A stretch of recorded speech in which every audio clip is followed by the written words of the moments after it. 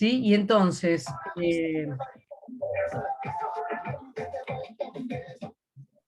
alguien se le activó el teléfono. De paso nos sacudimos un poco y nos despertamos. Vamos entonces a arrancar ahora con la clase del día de hoy. Sí, vamos a...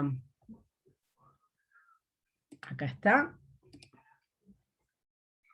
Y vamos a empezar entonces a ver amalgama dental. ¿Sí? ¿Cuáles son los puntos más importantes que queremos que ustedes se lleven de esta clase? Uno es cómo se presenta comercialmente la amalgama. El punto siguiente son las ventajas de la amalgama con alto contenido de cobre versus la convencional.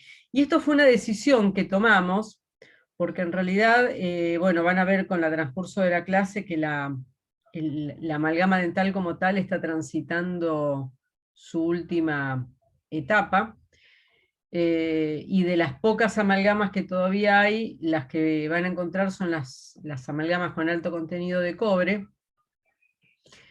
pero nos pareció que si bien la amalgama convencional es como un concepto más histórico, tenía sentido explicárselas porque, para que ustedes entendieran por qué tenemos una nueva y por qué hay una que es conveniente. ¿Sí? Y quizás de aquí en adelante son los puntos más neurálgicos de la sesión de hoy que queremos que se lleven, que son los riesgos asociados al mercurio, al manejo del mercurio y por lo tanto la prevención de esos riesgos, la concientización del uso de este material y del mercurio, cuál es la presentación comercial recomendada en caso de que haya que utilizar una amalgama, cómo hacer la remoción segura, porque si bien el material amalgama como tal, insisto, ustedes no están aprendiendo a hacer restauraciones con amalgama, pero sí les va a pasar que puede ir alguien a atenderse con ustedes en la facultad o en el día de mañana cuando tengan su práctica, y es muy probable que se encuentren con un paciente que tiene restauraciones con amalgama en la boca y que quizás alguna de esas restauraciones haya fracasado, y entonces que por lo tanto la tengan que remover. Entonces, ¿cómo hacer la remoción en forma segura? Y eventualmente la utilización de otros materiales como alternativa. ¿Sí? Bien. Ahí está. Vamos a empezar entonces por definir qué es la amalgama. Amalgama es una palabra que define a la mezcla de metales, o sea, lo que conocemos como una aleación, en la cual uno de los metales que la componen sea el mercurio. O sea que cualquier aleación que tenga mercurio en su composición es una amalgama. Lo que vamos a hablar hoy es de las aleaciones en las cuales uno de los metales que la componen es el mercurio y que se utiliza en odontología. Entonces vamos a hablar hoy de la amalgama dental.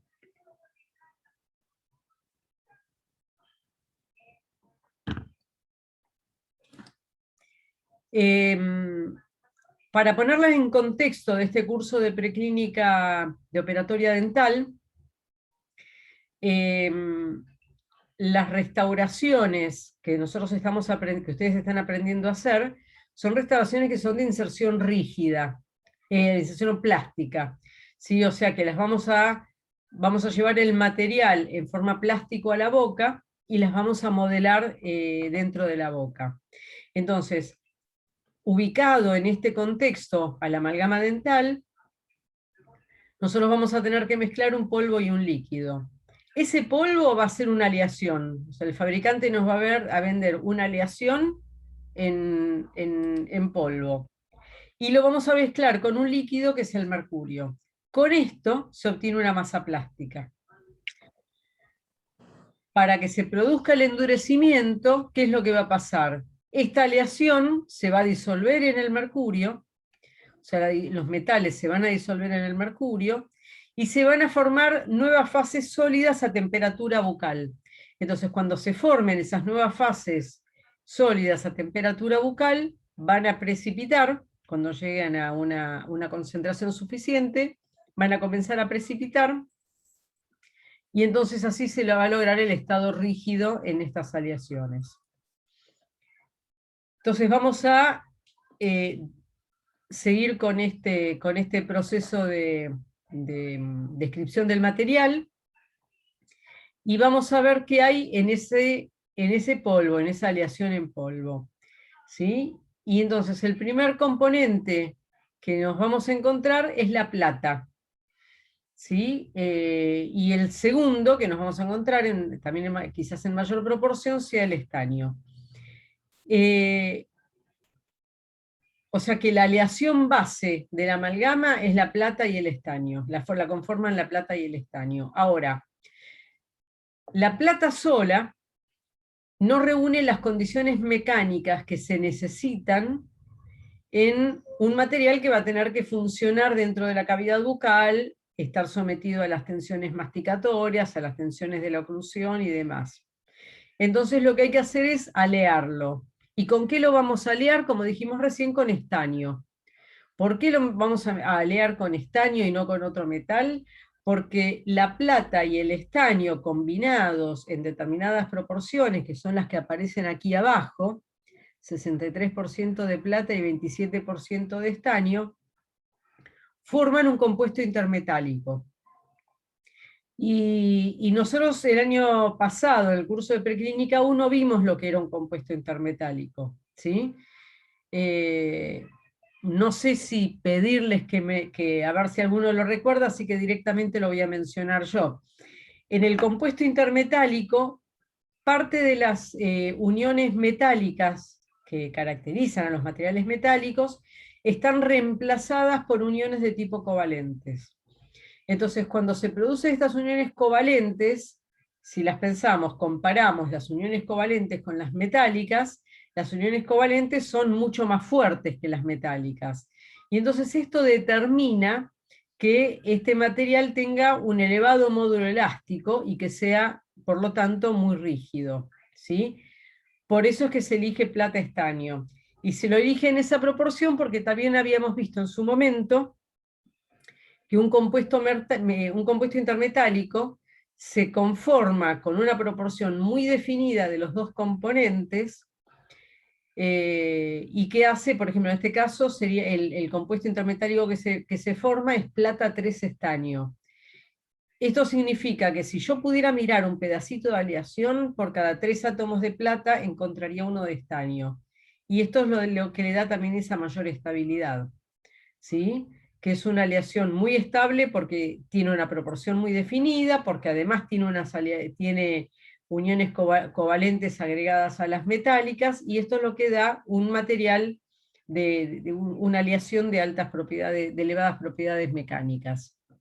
Ahora, acá aparece algo que dice fase gamma, y esto también lo vimos en Preclínica 1. Si nosotros pudiéramos mirar el diagrama de equilibrio de plata que encontramos entre la plata y el estaño, esta fase, este compuesto intermetálico, plata 3 estaño, sería la tercera fase, el tercer compuesto que encontramos dentro de ese diagrama de equilibrio yendo de izquierda a derecha. Por lo tanto, como dijimos en su momento, los compuestos que se forman se van nombrando con las letras del alfabeto griego de izquierda a derecha, y entonces el compuesto plata 3 estaño es el tercero que aparece, por lo tanto es alfa, beta, gamma. Por eso la vamos a llamar fase gamma. ¿Sí? Entonces ahí tenemos la composición básica. Ahora, el fabricante me puede vender esta amalgama como partículas de tipo irregulares, o sea que el fabricante puede, voy a poner una imagen como muy gastronómica, pero supongamos que pone una cacerola, agrega los metales, agrega ese 67% 63% de plata y 27% de estaño, lo mezcla un poco, lo funde y lo deja enfriarse. ¿Sí? En estado líquido sabemos que todos los metales son solubles por lo general, y lo que hace después es como apagar el fuego. ¿Sí? Entonces al apagar el fuego la aleación se enfría, se va a enfriar formando un lingote. Ese lingote, lo que hace después el fabricante es con una especie de limadora, imagínense que es una limadora industrial, no como una lima común, pero lo que va a hacer es limar ese lingote. Y esas partículas que se obtienen por limaduras son las que nos vende dentro de ese frasquito que se llama aleación. ¿Sí? Estas son las partículas irregulares. Acá aparece nombrado otro tipo de partículas que son las esféricas. Y entonces, ¿qué pasa con las partículas esféricas? El fabricante tiene esa aleación líquida, y entonces imagínense ustedes como un sistema de spray que la tira dentro de un ambiente muy frío. La aleación viene a temperaturas muy elevadas, sabemos que los metales para fundirlos en general hay que darles altas temperaturas, entonces viene en estado líquido a muy alta temperatura y se lo tira en un sistema como de spray dentro de un ambiente mucho más frío. ¿Qué va a pasar? Esas gotitas apenas entran, se van a endurecer, se van a solidificar, formando pequeñas esferitas. ¿Sí? Y entonces esas son las partículas esféricas. Por lo general, el fabricante trata de combinar los dos tipos de partículas porque la combinación de las irregulares con las esféricas mejora la manipulación del material. ¿Sí? Entonces vimos cuáles son los componentes básicos de la aleación, cómo nos provee esa aleación en la presentación comercial, y la tercera parte sería cómo se clasifican según su composición. Y en esto tenemos dos tipos de amalgamas. Tenemos amalgamas convencionales y amalgamas con alto contenido de cobre, como yo les mencioné al inicio de la clase. Las amalgamas convencionales tienen esta composición que vemos acá, que fíjense que se parece un poquitito a la que les dije al inicio de la clase. 65 a 70% de plata, 26 a 28% de estaño, y el fabricante le agrega una cierta cantidad de cobre. En estas convencionales le agrega entre un 3 y un 5% de cobre, que ¿para qué se lo agrega? Porque aumenta la resistencia. Y además le agrega zinc, que se dice que es como un protector durante la fusión. Cuando se fabrica la aleación, el zinc se oxida un poco más fácilmente, entonces es preferible que se oxide este 1% de zinc y no que se oxide todo el resto de la aleación. ¿Sí? Y dijimos que teníamos aleaciones con alto contenido de cobre, que en vez de tener, como veíamos en estas, entre un 3 a un 5% de cobre, incorporan más del 13%. En algunos casos pueden incorporar hasta un 28 o 29% en peso. ¿Sí? Lo importante es incorporar un alto contenido de cobre, pero que no interfiera con que se pueda formar esa fase gamma. Porque como dijimos hace un rato, la fase gamma es la fase esencial de la amalgama, el componente básico. ¿Cómo agrega este alto contenido de cobre? Lo puede agregar de dos formas diferentes. Una es a través de un sistema que se llama de fase dispersa. Entonces, cuando agrega un sistema en fase dispersa, cuando nos vende una amalgama con alto contenido de cobre de fase dispersa, nos está dando 2/3 partes de una aleación convencional, en forma de partículas irregulares. Y el cobre adicional lo agrega en forma de un eutéctico plata-cobre, ¿sí? En una tercera parte. En general estas son partículas esféricas. Lo que hace de esta manera, ¿por qué utiliza un eutéctico? Porque si se acuerdan un poquitito, las aleaciones eutécticas eran esas que eran insolubles en estado sólido. Entonces, cuando lo agrega en modo de eutéctico, significa que en estado sólido el cobre va a estar muy disponible. ¿sí? Por eso lo agrega como eutéctico. Y en general estas las obtiene como partículas esféricas. La otra forma es agregarlas como de única composición, ¿sí? Amalgamas con la composición con alto contenido de cobre, pero fíjense lo que dice acá, enfriada en condiciones de no equilibrio. ¿Qué significa esto? Condiciones de no equilibrio sería, eh, primero vamos a decir qué es el equilibrio. El equilibrio sería el ejemplo que les daba antes yo. Tira todos los componentes dentro del recipiente donde va a fabricar la aleación, la funde, apaga el fuego y lo deja enfriar gradualmente hasta llegar a la temperatura ambiente. Eso sería en equilibrio. En no equilibrio es un enfriamiento forzado, donde se lo lleva rápidamente a temperaturas más bajas. De esta manera se hace un enfriamiento de no equilibrio que asegure, de tal manera que asegure que ese exceso de cobre que se agregó esté disponible para lo que vamos a ver ahora en un ratito. ¿Sí? ¿Hasta acá quedó más o menos claro esto?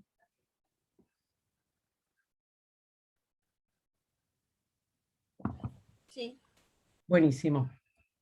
Bien, entonces, dijimos que en la aleación para amalgama lo que se produce es una disolución del polvo en el líquido, y esto determina un cambio de la composición a temperatura constante, porque no es una aleación que nosotros la vamos a fundir como vimos cuando vimos formas de obtención de materiales, y lo vimos para los materiales metálicos, que era fusión y solidificación, por ejemplo, dentro de un molde. En el caso de estas aleaciones para amalgama, el cambio en la composición se hace a temperatura constante. En realidad por eso se usa mercurio, ¿sí? Porque es de los pocos metales que son líquidos a temperatura ambiente. Entonces, ¿qué va a pasar? El polvo gradualmente se va a disolver en el líquido. Va a reaccionar con el polvo con el mercurio, y se van a formar nuevas fases sólidas que, como dijimos hace un ratito, van a precipitar generando la solidificación del material. Entonces, si miramos cómo es esta reacción de endurecimiento, fíjense lo que estamos viendo acá. Tenemos, por un lado, plata estaño, que era ese compuesto intermetálico del que hablamos al principio. Lo mezclamos con mercurio, ¿sí? Y entonces, ¿qué va a pasar cuando se produzca esta reacción? Primero nos van a quedar núcleos de fase gamma, de esta fase, sin reaccionar, ¿sí? No se va a disolver toda la plata estaño en el mercurio, sino que se va a disolver parcialmente. Entonces me van a quedar núcleos de estos sin reaccionar. Por otro lado, el mercurio va a reaccionar con la plata, formando una fase, y el mercurio va a reaccionar con el estaño, formando otra fase, que las vamos a llamar gamma 1 y gamma 2. Y estos dos componentes lo que van a formar es una matriz. Por lo tanto, decimos que la amalgama, cuando está endurecida, cuando está en estado sólido, va a tener una estructura nucleada. Esto podríamos decir que se parece un poquitito a la reacción que veíamos que se producía en los cementos, ¿sí? Donde tenemos los núcleos, tenemos el polvo que mezclamos con un líquido, el líquido disuelve parcialmente el polvo para generar una reacción, quedan núcleos sin reaccionar y queda el producto de reacción. Esto es lo mismo, ¿sí? Entonces, la fase gamma de los núcleos sin reaccionar, fase gamma 1 entre el mercurio y la plata, y fase gamma 2 entre el mercurio y el estaño. ¿Qué pasa si en vez de considerar una aleación convencional, estoy tomando una aleación con alto contenido de cobre? Y acá va el punto de por qué existen estas aleaciones. Fíjense, dijimos que en algunos casos podían llegar a tener casi una tercera parte de cobre. Entonces, ya no vamos a considerar que ese polvo metálico que vamos a mezclar con el mercurio sea solamente plata estaño, sino que vamos a estar combinando plata, estaño y cobre con mercurio. Entonces, ¿qué vamos a tener como resultado de esta reacción? Vamos a volver a tener núcleos de esa aleación inicial sin reaccionar, ¿sí? Este plata, estaño, cobre lo tenemos también acá al final. ¿Y qué vamos a tener también? Vamos a tener nuevamente, esto lo llamamos fase gamma, vamos a tener también plata y mercurio, ¿sí? Como producto de reacción entre el mercurio y la plata, y en vez de formarse el componente entre el estaño y el mercurio, se va a formar un componente entre el cobre y el estaño.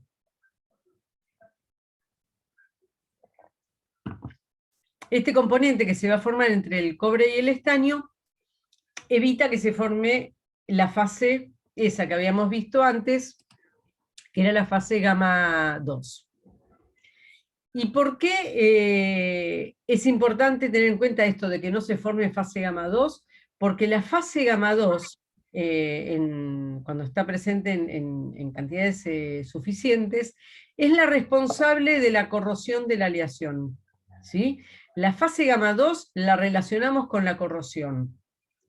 Y dentro de la cavidad bucal se puede producir corrosión química, ¿sí? Porque esa gamma 2 va a estar dentro de la cavidad bucal, que tiene saliva, que tiene un medio líquido, que tiene electrolitos, que el paciente va a tomar bebidas, que va a comer alimentos, y todo esto puede generar un proceso de corrosión química. O también puede producir una corrosión de tipo galvánica, si eventualmente tenemos un paciente que tenga una amalgama en un diente, y por ejemplo en otra pieza dentaria tenga una corona metálica. ¿Sí? Tenemos dos metales diferentes, un medio electrolítico como es la saliva, y esto puede dar lugar a un proceso de corrosión galvánica.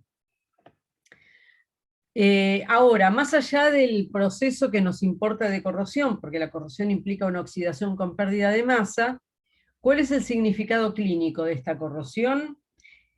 Esta corrosión se manifiesta también o va a tener influencia directa sobre un proceso de CRIP, ¿sí? Y como aparecen estas tres palabras que están aquí, aparece el CRIP donde se va a producir en la matriz, porque dijimos que en los metales la parte responsable del CRIP era la matriz.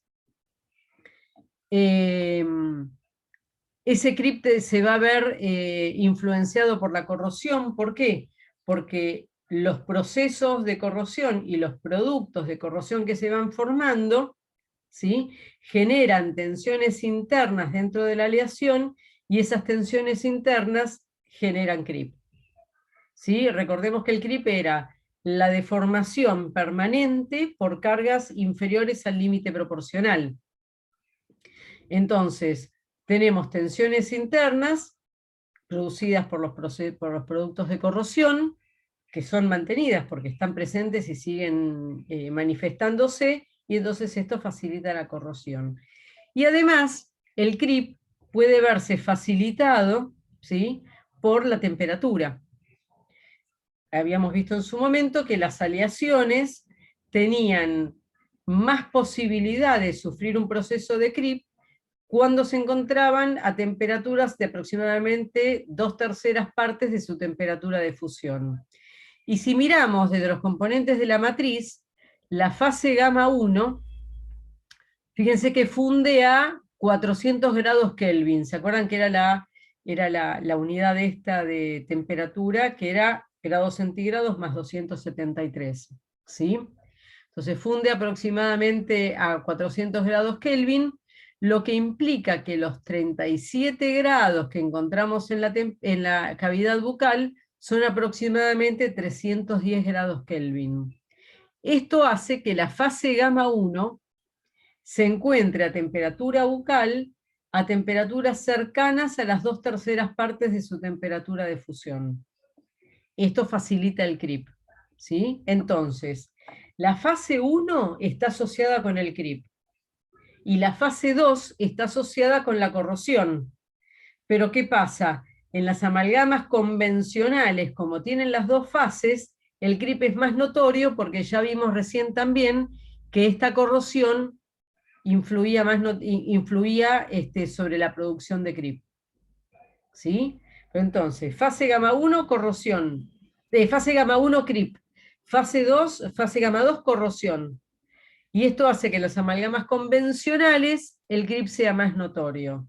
En las amalgamas con alto contenido de cobre, como vimos que no se forma esa fase gamma 2, el CRIP va a ser menor. ¿Sí?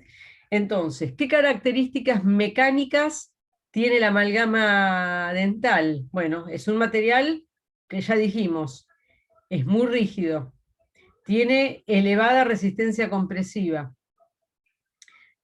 Justamente por las características que le da el compuesto intermetálico, es una aleación con alta fragilidad. ¿Sí? Por otro lado, también es un material con baja resistencia traccional y flexural. Y esto está asociado también con la presencia de estas uniones covalentes. Entonces, todo esto hace que, que sea importante tenerlo en cuenta cuando se hace la preparación cavitaria. ¿Ustedes van a aprender a hacer preparaciones cavitarias para amalgama? No, porque no van a aprender a hacer amalgama.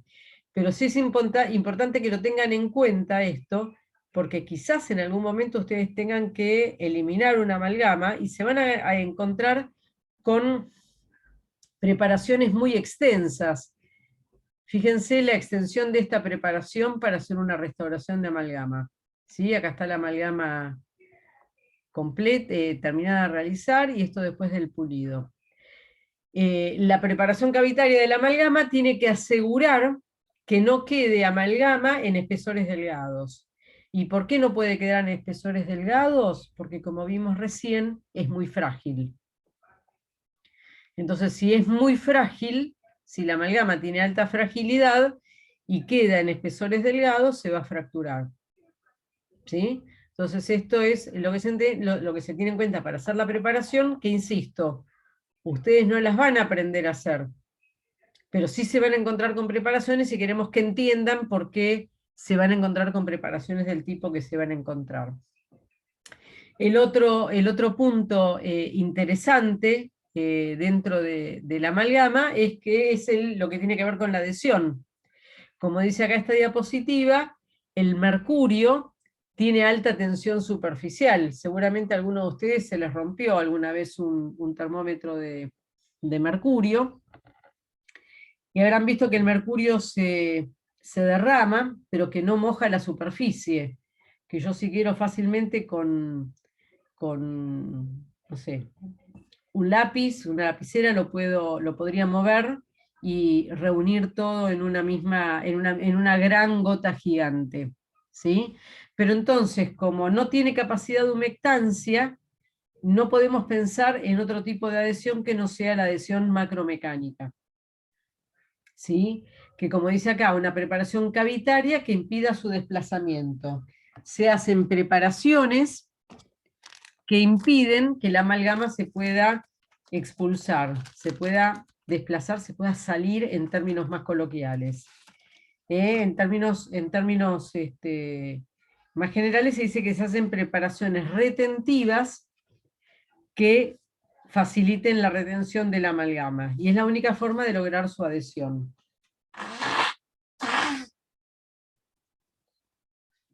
¿Está?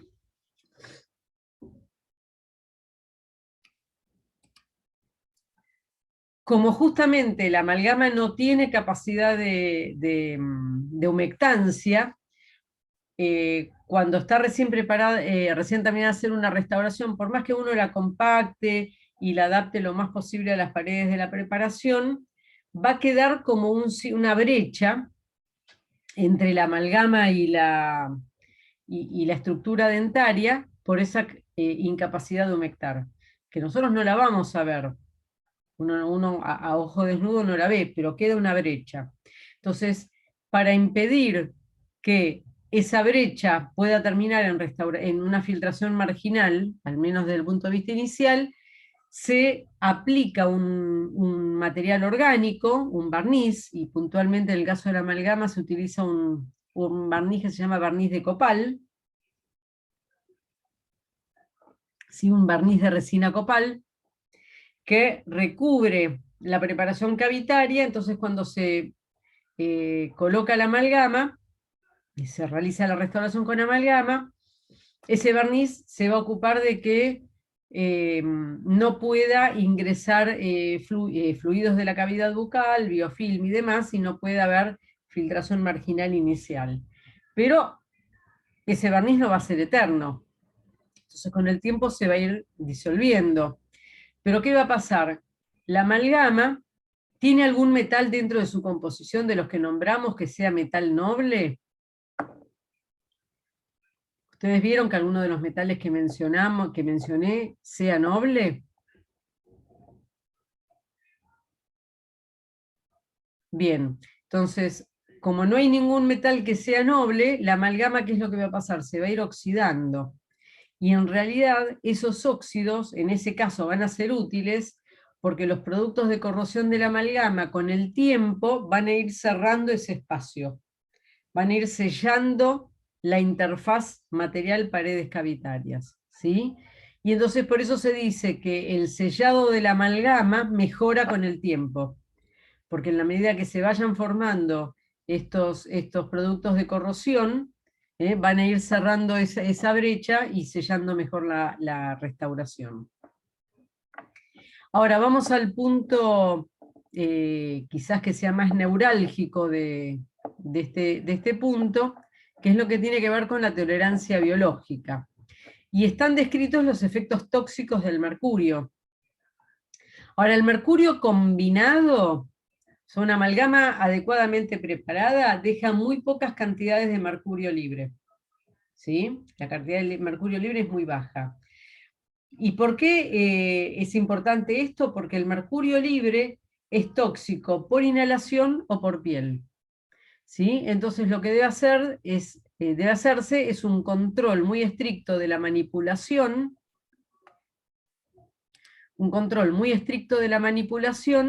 para asegurarse de que quede la menor cantidad de mercurio libre en el material. Fíjense que acá habla del control de la manipulación. ¿Por qué? Porque vamos a aclarar algo. La amalgama en sí es tóxica, puede ser tóxica, y en función de la manipulación, para el personal sanitario. ¿Sí? Va a ser tóxica para el personal sanitario, pero no es tóxica para el paciente. Esto es algo que hay que tener en cuenta.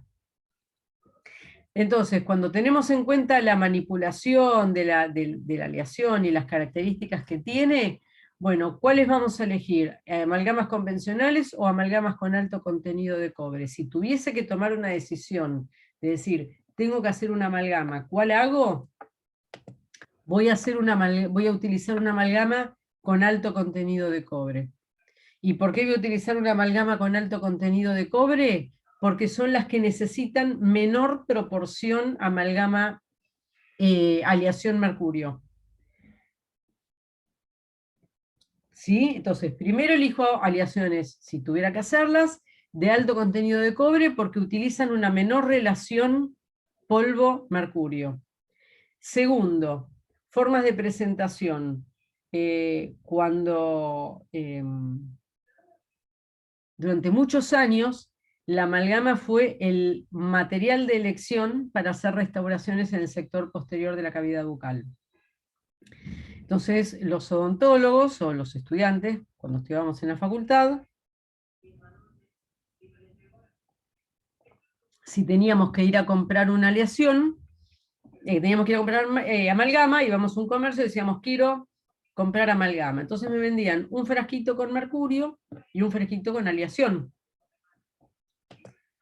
En esa forma de presentación, el personal sanitario estaba muy expuesto al manejo de mercurio libre. ¿Sí? Entonces, hoy en día se prefieren y se indican que nuevamente, en caso de que fuese necesario hacer una amalgama, se utilice una forma de presentación que involucre o bien cápsulas predosificadas, como esta que vemos acá, donde el fabricante me vende esta cápsula plástica, y adentro de la cápsula plástica yo encuentro la aleación y la gotita de mercurio necesaria y exacta para mezclar con esa aleación. Pero yo ni la veo, porque está dentro de la cápsula predosificada. O, puedo utilizar estos comprimidos o pellets, ¿sí? Que utilizan, donde el fabricante lo que me vende es esta cantidad de polvo que está acá, lo compacta en forma de un comprimido. Entonces está compactado en esa pastillita, en ese pellet. Y me vende además una gotita de mercurio, exacta la cantidad para esta pastilla, también como embolsado y cerrado al vacío dentro como una especie de bolsita plástica. Entonces, nuevamente, en caso de utilizar esta forma de presentación, no tengo ningún contacto con el mercurio libre. ¿Sí? Si pudiéramos mirar un corte de la cápsula, fíjense que la cápsula tiene dos partes. Una parte donde está la aleación. Y acá hay una membrana que separa al mercurio de la aleación. El fabricante me dice, antes de utilizar esta cápsula, actívela. ¿Qué significa actívela? La cerramos. Y al cerrarla, esta parte verde de acá presiona hacia aquí, rompe esta membrana y hace que entre en contacto el mercurio y la aleación. ¿Sí? Y de esta manera se ponen en contacto y después se puede hacer la mezcla de la amalgama. Entonces, la dosificación que hay que hacer es relación 1 a 1. En una época se hacía en forma manual, pero no lo hacemos más, y tiene que venir, hoy de día decimos, si hay que usarla, tiene que ser predosificada. Y predosificada a través de cápsulas o pellets y gota de mercurio dosificada para cada pastilla. Ahora, mezclar la aleación con el mercurio no es así tan fácil como cuando ustedes vieron mezclar un cemento, que agarro una espátula y la mezclo directamente. Se requiere mucha presión. Por eso no se habla de mezcla, sino de trituración. ¿Sí? Porque acá, fíjense, acá tengo diferentes cápsulas.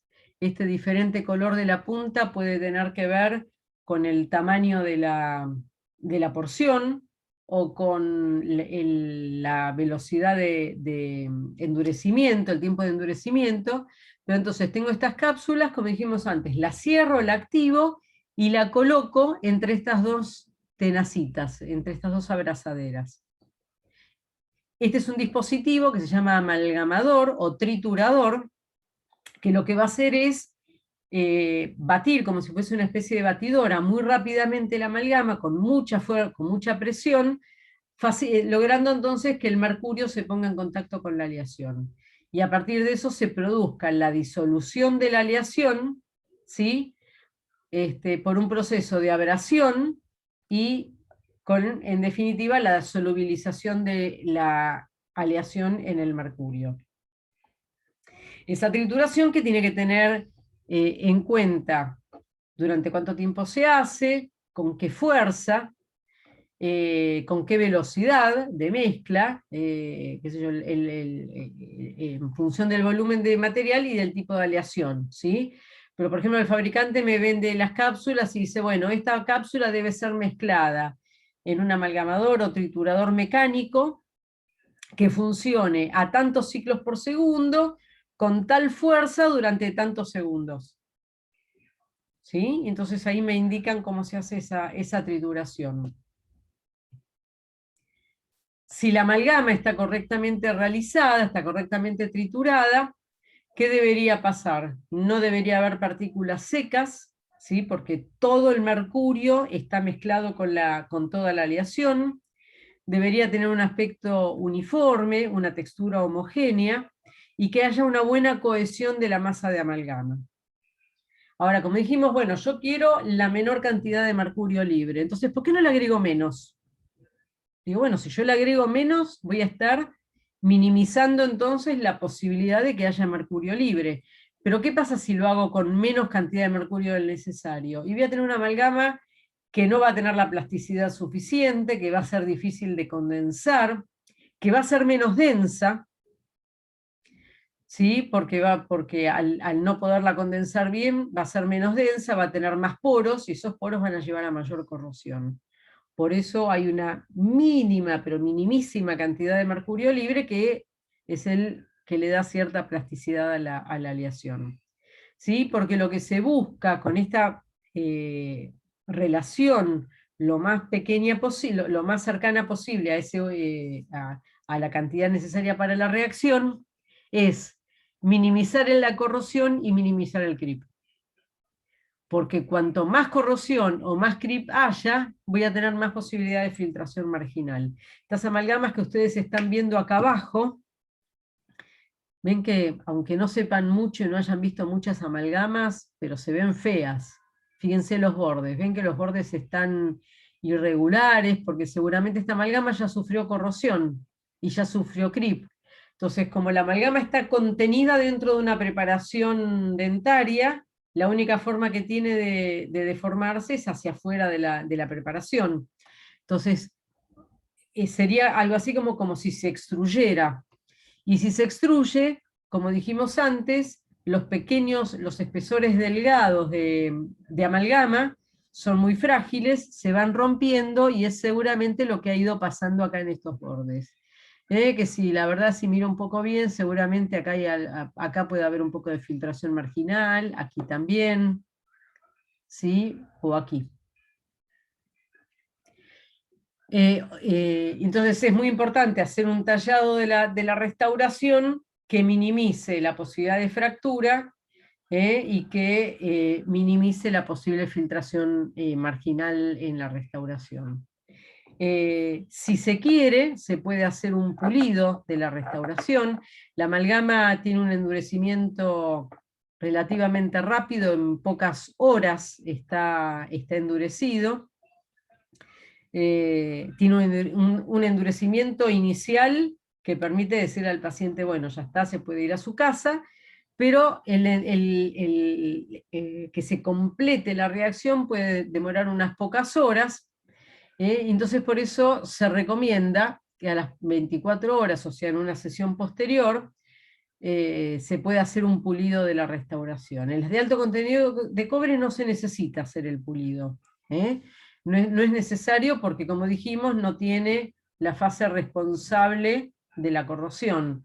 Pero si se quiere dejar una superficie más lisa y más fácil de higienizar para el paciente, que atrape menos biofilm y menos restos de alimentos o bebidas,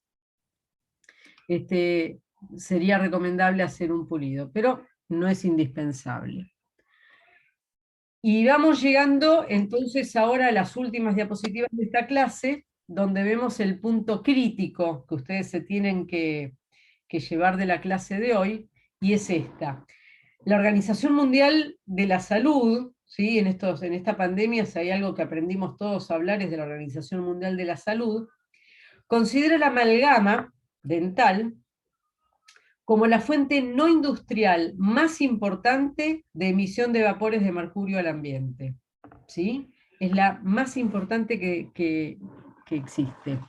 Porque obviamente el mercurio se usa para otras cosas que no es para la realización de amalgama dental.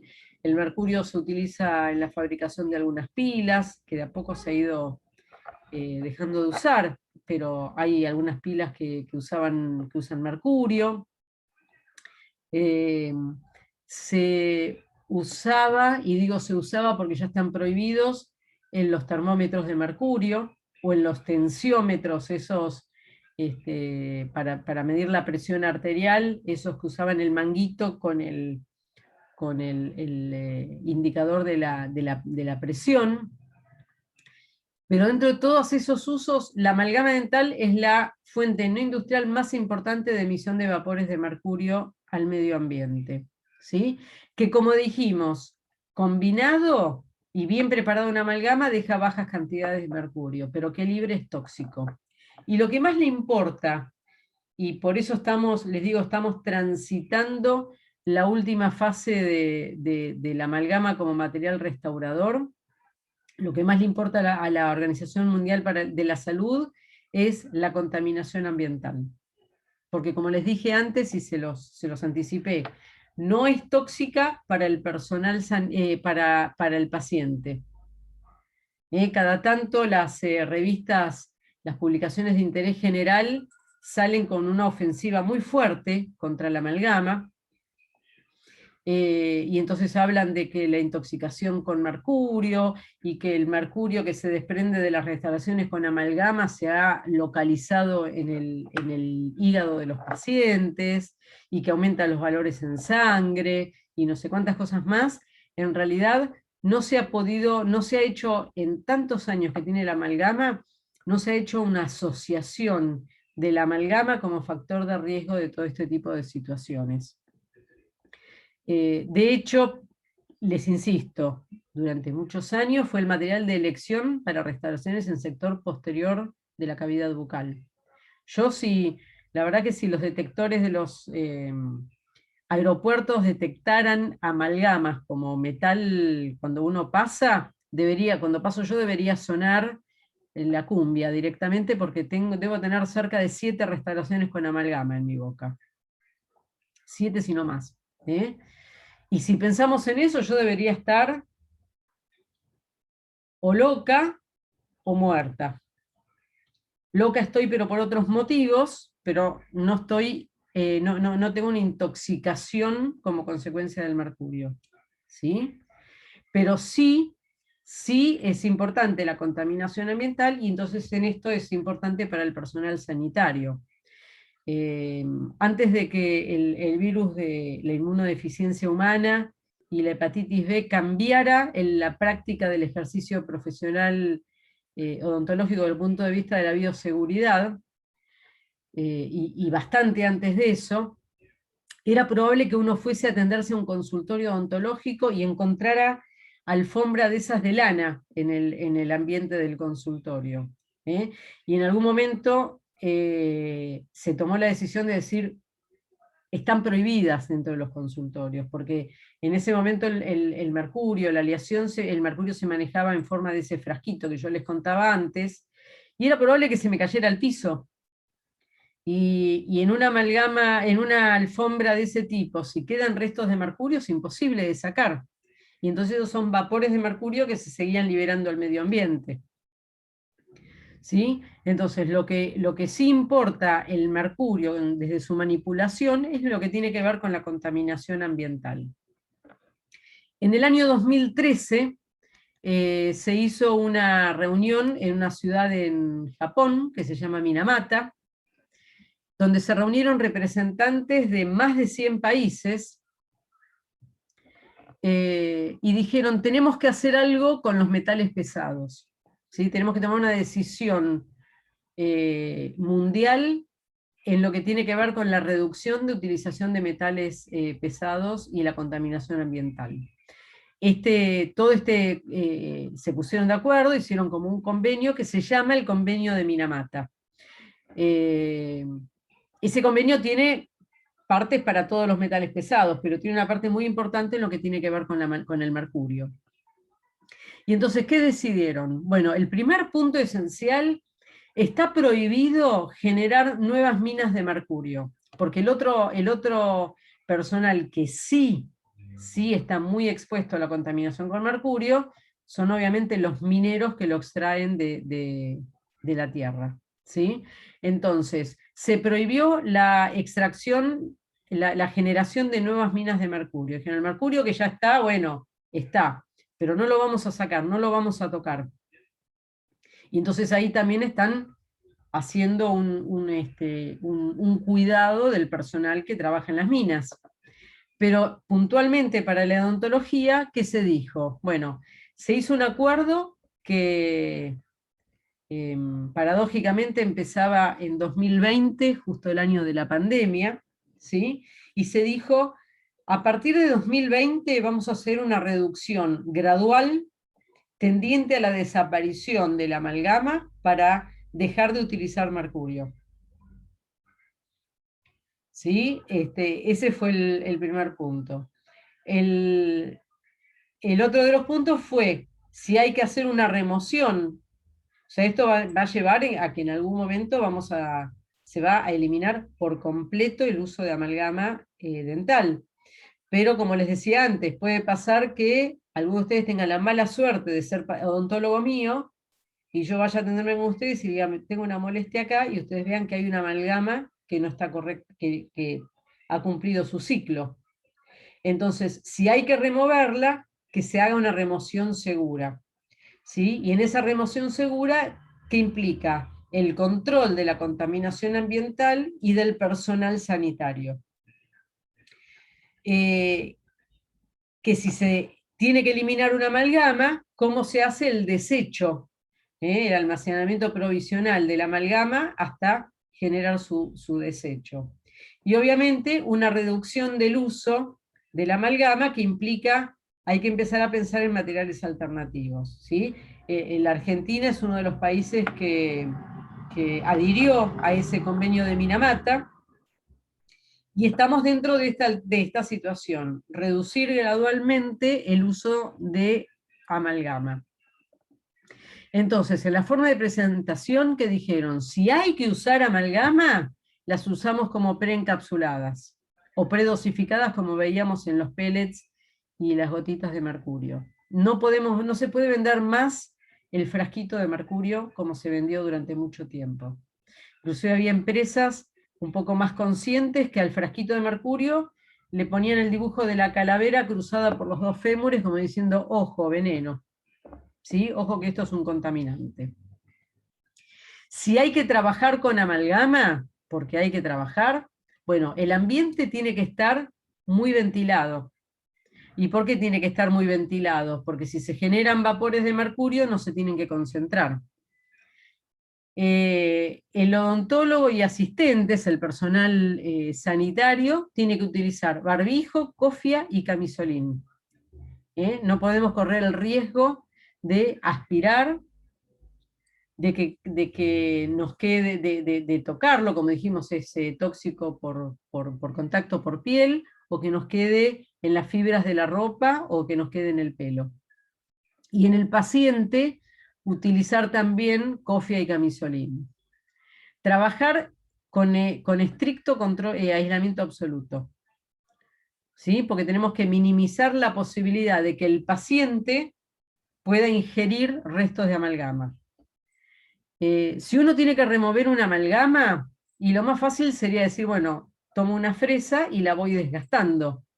Bueno, lo que se recomienda en eso es no irla desgastando, sino ir haciendo secciones en la amalgama para irla removiendo por partes. ¿Sí? Preferentemente utilizar una fresa nueva. ¿Por qué utilizar una fresa nueva? Porque al cortar mejor, reduce la fricción y genera menos temperatura, porque el generar más temperatura aumenta la posibilidad de que ese poquito de mercurio libre que hay se pueda liberar. Utilizar muy buena irrigación con agua, nuevamente para bajar la temperatura. Utilizar un sistema de aspiración de alta potencia, o sea que el odontólogo va desgastando, va cortando la amalgama para removerla, y utilizar un sistema de succión para que si salen pedacitos de amalgama sean aspirados.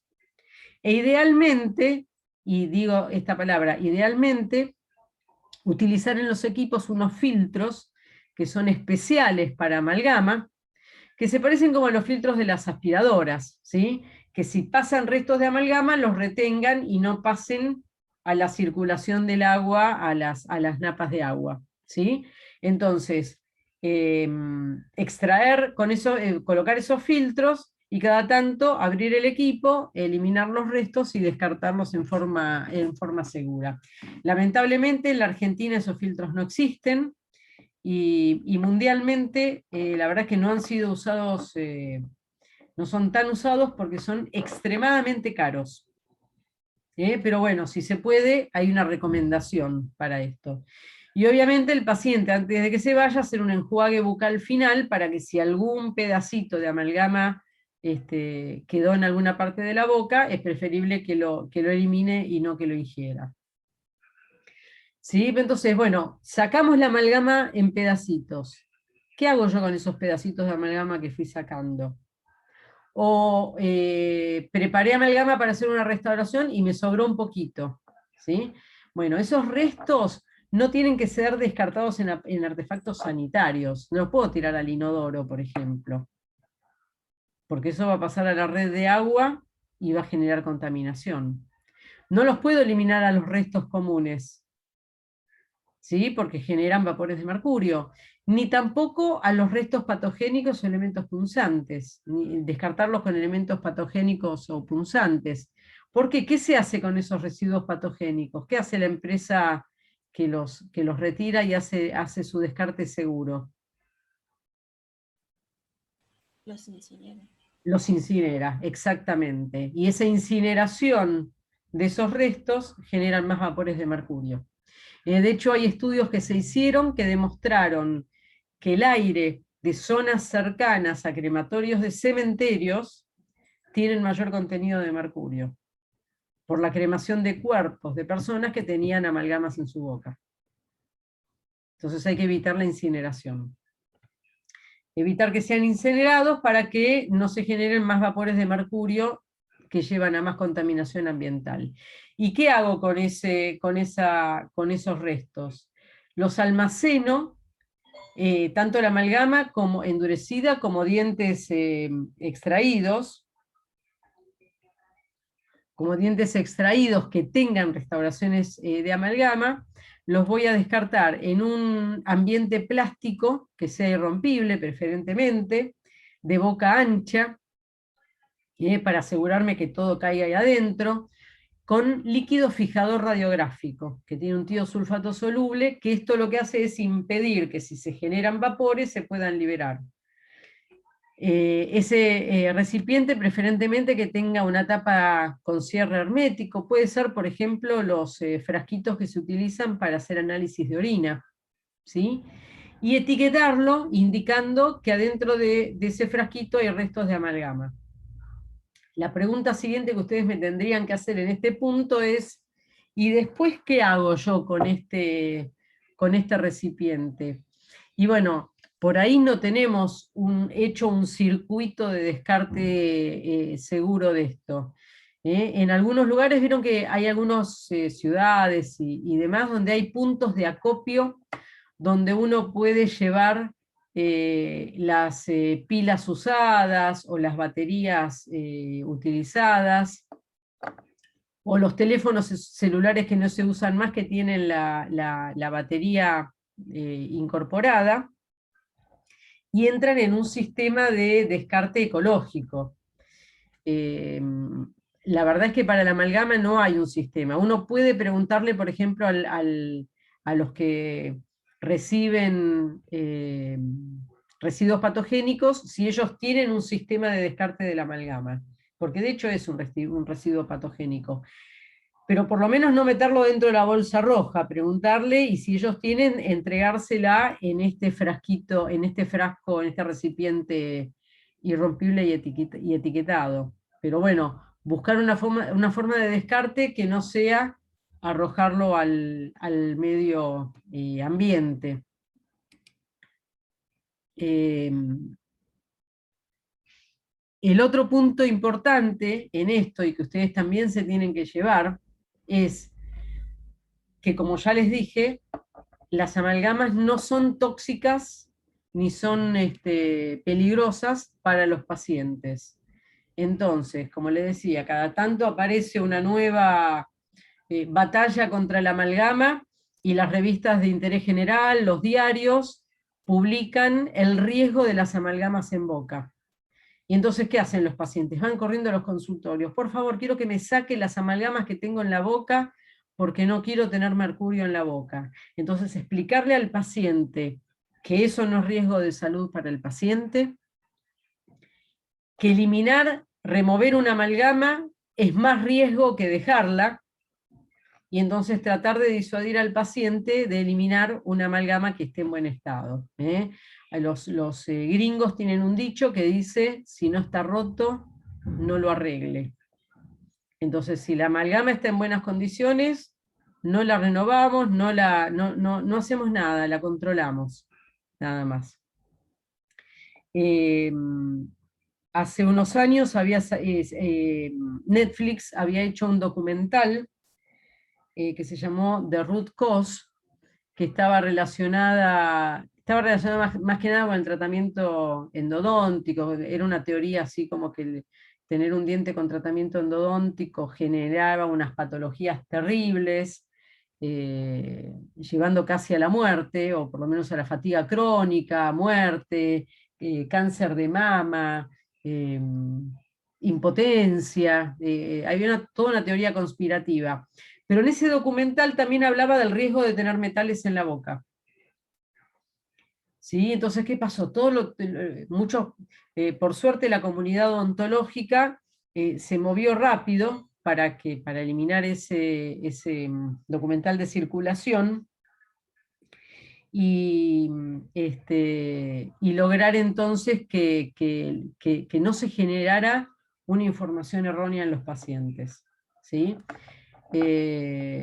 Pero bueno, una vez instalado el miedo, es muy difícil de controlar. Entonces ustedes tienen que tener claro esto. La amalgama no es riesgo para el paciente, sí es riesgo para el personal sanitario.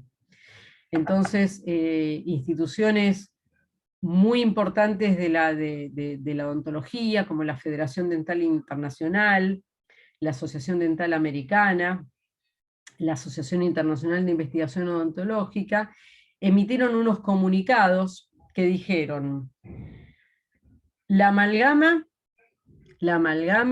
debe ser mantenido todavía como material restaurador mientras las condiciones de trabajo no sean las ideales, ¿sí? Entonces la reservan para algunas situaciones, y dicen, por ejemplo, ellos se plantean uso en las Fuerzas Armadas, esa gente que va a luchar a Afganistán o que va a Irak. ¿A ustedes les parece que se le puede hacer un composite de última generación con el adhesivo utilizado tan meticulosamente, con la lámpara de curado con control de potencia y con todas las características que tiene que tener? No, dicen, entonces situaciones como esas todavía la amalgama puede ser una alternativa válida como material restaurador. ¿Sí? Entonces por eso es que estas instituciones dicen, ¿qué hacemos? ¿Hacemos un phase out, o sea, borramos a la amalgama, o hacemos un phase down, recomendamos su reducción? Y estas instituciones dicen, hacemos un phase down. ¿Sí? La vamos reduciendo gradualmente.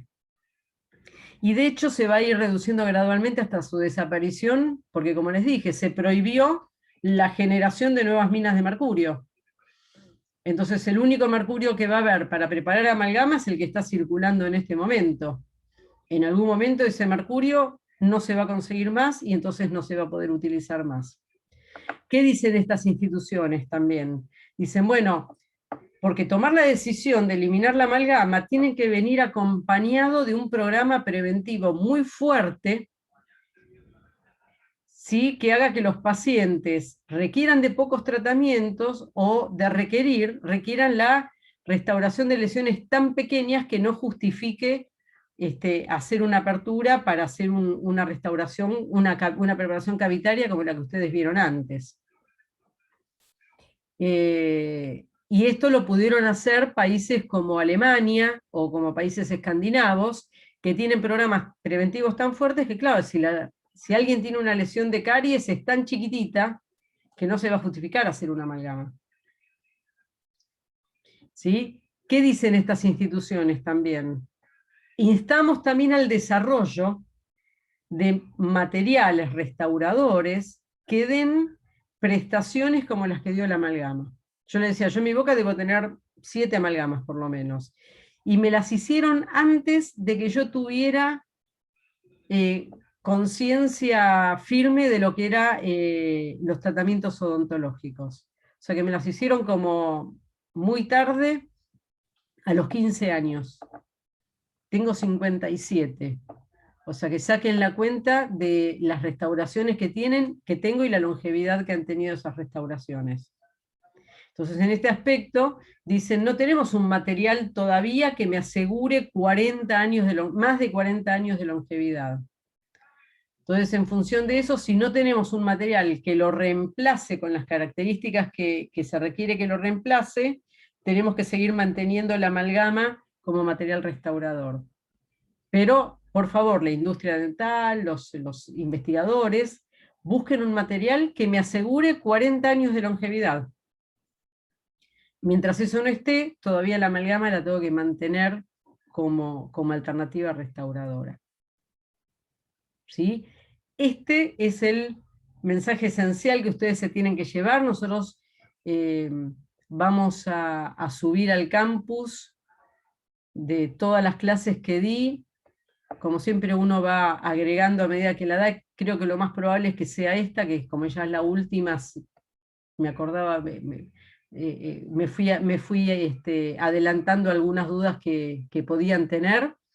Vamos a subir eso, vamos a subir para que ustedes tengan disponible el convenio de Minamata, por si lo quieren leer, y vamos a subir también las declaraciones o de la Federación Dental Internacional, de la Asociación Internacional de Investigación Odontológica, Asociación Dental Americana, alguna de estas, para que ustedes las puedan tener disponibles para consultar.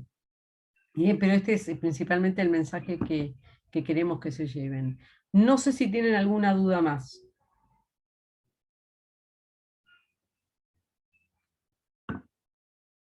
O están muy dormidos, que para el lunes a esta hora es probable, o quedó todo muy claro.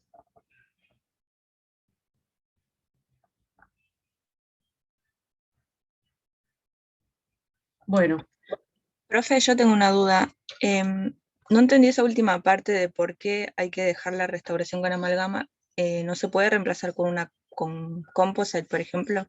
Se puede reemplazar con un composite, pero el mensaje es que en realidad, si la restauración está en buenas condiciones, removerla genera más vapores de mercurio.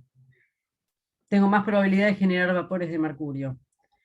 Entonces, si la restauración está correcta, está adecuadamente hecha, y no tiene falla, no tiene filtración marginal, no se ha fracturado la pieza, no se ha fracturado la amalgama, es preferible no reemplazarla. ¿Y si el paciente quiere sacársela por el tema de estética? Bueno, ahí si uno ve al paciente muy decidido, uno primero debería disuadirlo, obviamente va a depender de la ubicación. A veces los pacientes por estética te van a decir, me quiero sacar una restauración que tengo en la cara vestibular de un segundo molar superior. Y por ahí uno le dice, bueno, pero la estética ahí es relativa. Ahora, la verdad, lo cierto es que si ustedes ven al paciente tan decidido a sacarse, a remover la amalgama, y háganlo porque si no va a conseguir alguien que lo haga, y ustedes por lo menos van a estar preparados para hacerlo en forma segura. Perfecto, gracias. Lo primero hay que explicarlo. Yo vengo contando en todas las comisiones que di la clase, hace unos años envió un mail, recibimos un mail en la cátedra, lo recibí yo, el señor decía, buenas, me presento, soy fulano de tal, yo soy cirujano traumatológico, médico. Quisiera que me recomienden un odontólogo porque me quiero sacar todas las amalgamas de la boca por el problema del mercurio. Entonces le expliqué, mire, no es necesario, y un poco le resumí lo que les acabo de dar en la clase. No, pero yo me las quiero sacar porque el mercurio que se libera, le digo, bueno, pero mire que en realidad la remoción genera más vapores que dejarla. Y el señor me dice, no, pero yo me las quiero sacar porque yo me paso el hilo dental y puedo ver los vapores de mercurio saliendo de la amalgama. Yo la verdad que a esa altura del partido estaba por recomendarle más un psiquiatra o decirle deje de tomar lo que está tomando, cambie la medicación, deje de fumar lo que fuma, porque la verdad que algo no le está haciendo bien. Pero bueno, después de mucho mail ida y vuelta, tratando de recomendarle, hablándole del riesgo de remover la amalgama, el señor terminó cerrando entonces me recomienda un implantólogo, porque ya se quería sacar las piezas dentarias para ponerse implante. Y bueno, ese paciente, la verdad no lo recomendé a nadie porque dije, si se lo recomiendo a alguien, tiene que ser un enemigo antes que un amigo, porque ese señor seguramente iba a ser complicado para atender. Y entonces dije, bueno, entonces cualquier odontólogo debería estar capacitado para hacerlo en forma segura. O sea, cuando uno ve un paciente que está tan decidido con esto, bueno, y hay que hay que eliminarla porque el paciente está decidido. Entonces hacerlas en forma segura. Pero primero explicarle que si la amalgama no está fracasada, es preferible dejarla. ¿Alguna duda más?